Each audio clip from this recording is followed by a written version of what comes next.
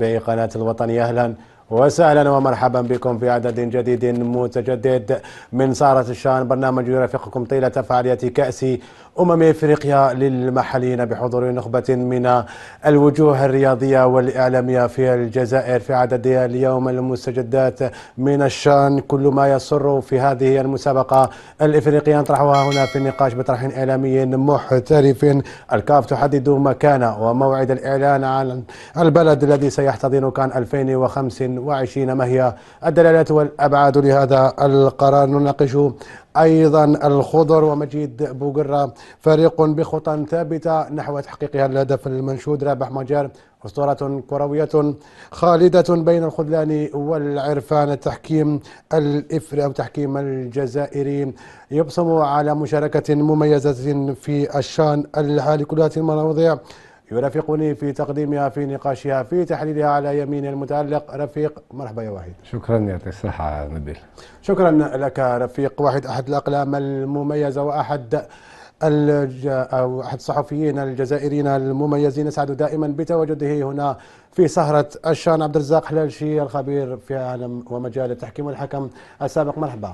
مرحبا الأخ نبيل، مرحبا بأخونا رفيق، وتحية لجمهورنا الرياضي الكريم. تحية لجمهورنا الكروي العريض وكل متابعي قناة الوطنية في سهرة الشان يوميا بداية من 9:30 ليلا إلى غاية 11 إلا ربع ساعة وربع من الزمن، نطرح فيها أهم المستجدات، أهم الأصداء، أهم الأخبار من نهاية كأس إفريقيا للمحليين.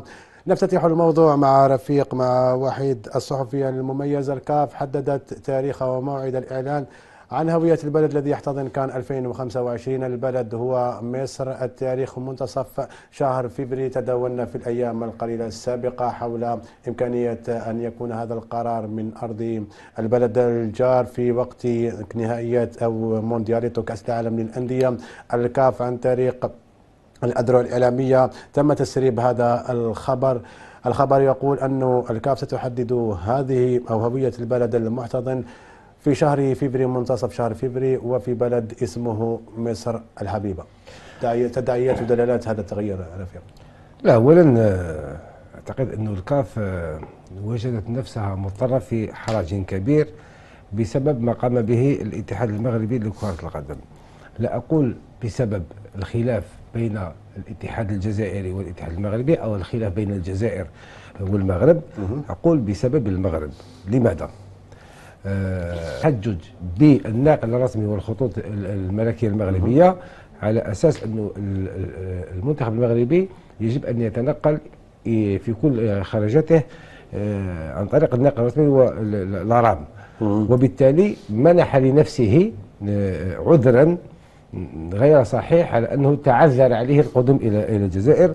ونعرف شنو تداعيات ذلك، يعني المغرب معرض ربما لعقوبة. أعتقد أن الكاف في تلك الفترة خاصة عن طريق رئيسها موتسيبي شعر بحرج كبير، خاصة أنه المغرب حاب يعني يقطع الشك باليقين أو يتلاعب ويختبئ وراء حجج وهي ويقول عندما قال أنه دون لارام احنا ما نجوش للجزائر. يعني تعدى الجانب الرياضي، وهنا لاكاف شعرت بحرج، واعتقد انه حبت تصيب حل وسط والمغرب رفض. ثم جاء البيان عن الجامعه المغربيه الملكيه انه يحتجوا على ما قيل على انه يعني حفل افتتاح الشان فيه جانب سياسي. شفنا حفيد مونديلا وهو مدعو، يعني من المدعوين الكبار، يعني يمثل يعني جده هو رمز المقاومه في افريقيا. تكلم على استقلال الصحراء الغربيه وفلسطين، وهذا اكيد يمثل الضيوف. يعني الجزائر ما داستش على لوائح الكاف، وبالتالي ارادوا اعطاء بعد سياسي للقضيه. واعتقد انه الكاف مع تسلسل الاحداث اقتنعت بان المغرب لم تكن لديه نيه في القدوم، ولكن كان يريد يعني تسييس الشان ويعني والخروج يعني يحط لاكاف تحت ضغط شديد. وبالتالي علاش درت هذا العرض اليوم؟ والسؤال ربما كان غير ذلك، لانه قبل الشان كان هناك حديث عن البلد الذي سيخلف غينيا الاحتضان كان 2025. كانت هناك مؤشرات، قلت لا نقولش مؤشرات، نقول على الأقل أخبار تقول بأنه الكفة ستميل لصالح المغرب، لأن المغرب عضو في المكتب التنفيذي، لأنه لعبة الكواليس، لأنه دايرين اللوبينغ، لأننا نحن غائبون على مصدر صناعة القرار على مستوى الكاف، وهذه حقائق ثابتة. كانت مؤشرات تقول بأنه المغرب لكوليس راح يدوا تنظيم كان 2025، رغم أن المادة 23 من لي ريغلمون دابليكاسيون دي ستاتيو ما تعطيهمش هذا الحق، لأنه اللي خدا فرصة التنظيم تروح له الأولوية. بعد يعني خروج الجزائر أقول منتصرة من هذا المأزق اللي حاب المغرب تحطوا فيها، أعتقد أنه الكاف تغيرت المعطيات. ما دام الكاف اليوم نحات يعني غيرت موعد إعلان البلد الذي سيحتضن كان 2025، نحتها يعني من 10 فبراير، يعني نحتها من المغرب، لأنه ضربة موجعة مؤشر كبير، يعني مؤشر في صالح الجزائر. واضح. كان من المفروض، وهذا خطأ من طرف الكاف، عرس إفريقي ما تعلنش على بلد يحتضن عرس إفريقي في عرس تاع الفيفا، عرس عالمي اللي من لو بروميي لو 11 كاين لا كوب دي موند دي كلوب، كي تدخل لو 10 صافي دي سيستيماتيكمون بلي احتضنوا في المغرب. لو فات ربحنا هذه المعركه، هما جاوا يحسبوا يعني خسروا في الافير، خرجنا بمكاسب ومكاسب كبيره، ابرزها على الاقل انه الكاف اضطرت الى يعني اختيار تاريخ جديد، يعني في بلد اخر اللي هو بلد مصر مقر الكاف، لتفادي كل التأويلات.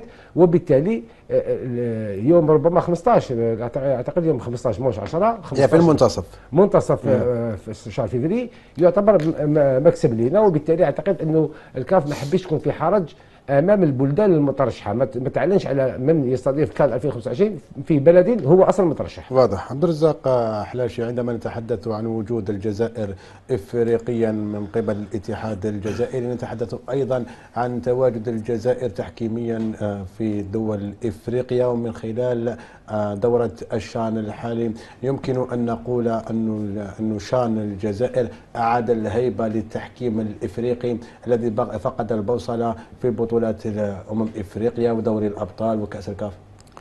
لا كي نتكلموا ولا نتكلموا على التحكيم الجزائري، التحكيم الجزائري شوف في فرض وجوده هذه سنوات من قبل على المستوى القاري في التحكيم الافريقي في الشان. في التحكيم الافريقي في الشان كلام اخر. اليوم نشوفوا التحكيم الافريقي على مستوى الشان، شفنا كاين واحد توازن تاع تركيبه، كاين منهم الحكام اللي عندهم تجربه، وكاين جيل جديد اللي حطوه في هذه التركيبه الجديده اللي راهي في الشان. شفنا باللي التحكيم حقيقه في هذا الشان شفنا التحكيم مميز، التحكيم الافريقي، ولانه الاعلان انه هذا الشان راح تكون على حسب واش يقولوا اخر شان، هذا راح يكون خساره كبيره للاعبين المحليين حتى للحكام، لانه باش يكون في للمعلومه ان الشان هي فرصه للبروز لبعض الحكام اللي يكونوا في المستوى بي. نعم الكاتيجوري بي.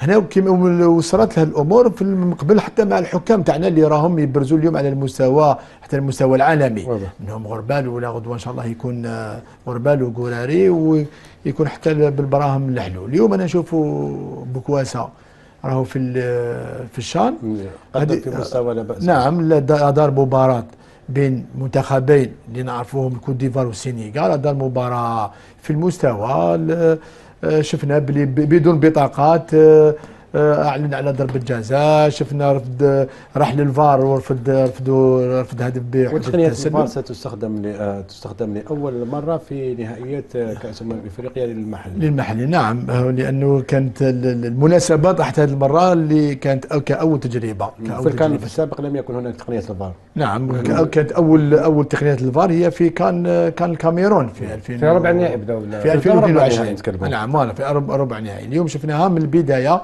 كانت، وهذا الشيء شيء جديد وجميل للدوره هذه اللي راهي توقع في الجزائر. وما يخفاش انه كي نتكلموا على الفار تسمى نتكلموا على الامكانيات. هنا كي شافوا الامكانيات والشيء كل الامور مواتيه باش يكون الفار، داروا الفار من اول مباراه، وهذا الشيء قلت لك يدل بلي ان المنشات راهم في المستوى. المنشات الجدد مفروغ منهم، نقولوا ملعب ميلود في وهران ولا ملعب نيسون مونديلا في بالرقي في الجزائر، حتى الملاعب عنابه وقسنطينه شفنا باللي كانت تجديد وكانت رغبه بانه يكونوا الامور في نهائيات الكان الفائته، في اول مباراه، ثاني مباراه، ثالث مباراه يكون في احترازات من قبل الفرق او من قبل الجماهير على التحكيم. الان لحد الان لعبت حوالي 14 مباراه، ما شفنا ولا جمهور، وما شفنا ولا مدرب لمنتخب افريقيا احتج على قرارات التحكيم. لهذا قلت لك انه ربما الشان الحالي اعاد الاعتبار للتحكيم الافريقي بطريقه او باخرى. شو كنت اخ نبي كنت كلمه الاحتجاج كما نقول لك بلا ما نشعروا تجينا البطوله الجزائريه ويجينا اللاعب الجزائري، لاننا شفنا المباريات حقيقه واش راك تقول. اليوم لعبوا 11 مباراه، بالمباراه اللي تلعب 12 شفنا باللي كاين 25 بطاقه صفراء في 11 مباراه بمعدل 2 الا قليل في كل مباراه، وهذا شيء 2.16 في كل مباراه. شفنا باللي هذا الشيء هدايا يدل انه كاين شقين في هذه القراءه. نجاح الحكام في تسيير المباريات، نشوفوا باللي الحكام راهم يحكموا بالمفاهيم الحديثه تاع التحكيم، وهذا شيء مهم باش نشوفوا التحكيم الافريقي راه يمشي مع المفاهيم الحديثه تاع التحكيم. هذا اول شيء. وثانيا نشوفوا باللي طريقه اللعب وطريقه تعامل لاعبين